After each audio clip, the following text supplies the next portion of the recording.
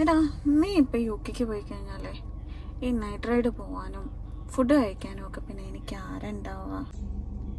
എനിക്ക് പോകാൻ ആഗ്രഹം വെച്ചിട്ട് ഇന്നലെയും കൂടെ ചേട്ടൻ ചോദിച്ചുള്ളൂ, പണിക്ക് പോകാണ്ട് ഇത്ര ദിവസം അങ്ങനെ നിൽക്കാന്ന്, ഒരു പെണ്ണൊക്കെ കിട്ടണ്ടേ?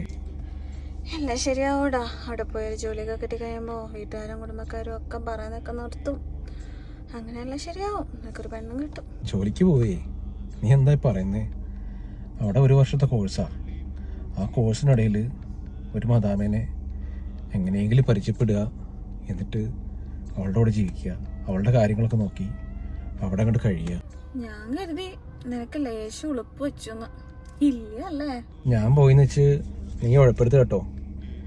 നീ നല്ല ജോലിയിലൊക്കെ കയറി പൈസ എല്ലാം സമ്പാദിച്ച് നിന്റെ വീട്ടിലെ കാര്യങ്ങളൊക്കെ വന്നിട്ട് നോക്കണം. ഞാനില്ലാത്തതിൻ്റെ കുറവ് ഉണ്ടാവില്ല. എൻ്റെ കെട്ടിയോൻ പിന്നെ ജോലിക്ക് വന്നത് എന്തിനാ? എനിക്ക് വേണ്ടിയല്ലേ. പുള്ളിക്ക് സാലറി ഉള്ളിടത്തോളം കാലം ഞാനൊന്നും അറിയേണ്ട ആവശ്യമൊന്നുമില്ല.